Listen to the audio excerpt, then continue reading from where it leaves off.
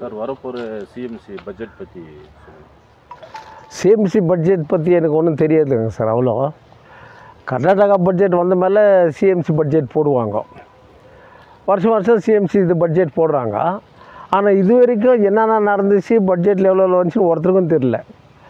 கேட்டாக்கா லைவ் எடுத்து ஜனங்களுக்கு காட்டுங்கனாக்கா எடுக்கிறேன்னுவாங்க. நம்ம முன்னாள் பிரசிடென்ட் வள்ளல் முன்சாமி இருக்கும்போது கூட ரொம்ப ஃபோர்ஸ் பண்ணி ஒன்று பப்ளிக் தெரியணும், டிரான்ஸ்பரன்சியாக இருக்கணும், லைவ் கொடுக்கணும்னு சொன்னேன். எல்லாம் எடுத்தாங்க. லைவ் காப்பி கொடுன்னு கேட்டாக்கா, சார் அவன் தெரியாத வெட்டிங் டே எடுத்துகிட்டு இருக்கிறாங்கன்றான். தெரியாத வெட்டிங் டே எடுத்துட்டான். ஒரு சிட்டி முனிசிபாலிட்டி லைவ் ப்ரோக்ராமை வெட்டிங் எடுத்துட்டாங்களாம். அந்த கேசட் அனுப்பிட்டு இருக்கிறான் அப்படின்னாங்க. அப்போனா என்ன அர்த்தம்? அவங்ககிட்ட டிரான்ஸ்பரன்சி இல்லைன்னு அர்த்தம். இந்த பட்ஜெட்டில் இப்போ வரப்போகிற பட்ஜெட்டில் இதான் கடைசி பட்ஜெட் முனிசிபாலிட்டி. இது இன்னும் 7-8 மாதம் தான் முனிசிபாலிட்டி எலெக்ஷன் வந்துடும். அதுக்கப்புறம் என்னென்ன வேலை செய்தாங்கன்னு யாருக்கும் தெரியாது. ஓட்டு போட்டாங்க பாரு மக்கள், அந்த வார்டு கவுன்சிலருடைய வேலை எவ்வளோ, அவர் எவ்வளோ வேலை செய்துக்கிறாரு, முனிசிபாலிட்டி எவ்வளோ பணம் அதுக்கு ரிலீஸ் ஆகிக்குது, இதெல்லாம் அந்த பட்ஜெட்டில் வரணும்.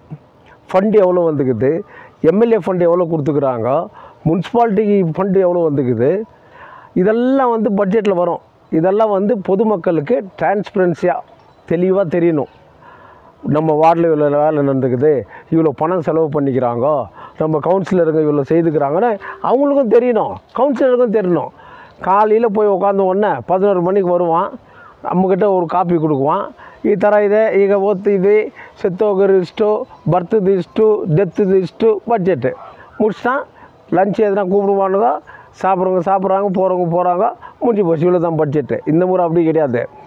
பப்ளிக்கு லைவ் ப்ரோக்ராம் கொடுக்கலன்னு சொன்னால் இந்திய குடியரசுக் கட்சி சார்பில் as a 15th ward councillor, as a ex-MLA அந்த முனிசிபாலிட்டி காம்பவுண்ட் உள்ளவே நானும் என் பார்ட்டிக்காரங்களும் தர்ணா உட்காருவோம்.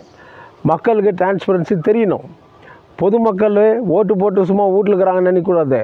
ஒவ்வொரு வார்டில் என்னென்ன வேலை நடந்துக்குது, கௌதம் நகரா, சொர்ணா நகரா, காத்தாவா, அதுக்கு என்ன பண்ணிக்கிறீங்க, எப்போ கொடுப்பீங்க, மைனிங் வீடுங்களா, அது காத்தா எப்போ கொடுப்பீங்க, எம்பி கிட்ட கொடுத்தீங்கல்ல மெமரானோ, அதோட இதெல்லாம் வந்து பேசணும். எது அதர்ஸ் அப்படின்னு கொடுப்பாங்க, அதர்ஸு பேசலாம் அப்படின்னு. ஆனால் பட்ஜெட்டில் மார்க்கெட்லேருந்து இன்கம் எவ்வளோ வருது, அதனால் எவ்வளோ செலவு பண்ணிக்கிறீங்க, எந்தெந்த இடத்துக்கு செலவு பண்ணிக்கிறீங்க, இதெல்லாம் பொதுமக்கள் தெரிவிக்கணுன்றதுக்காக தான் டிசிக்கு நான் இன்ஃபர்மேஷன் பண்ணி ஒரு லெட்டரை எழுதிக்கிறேன்.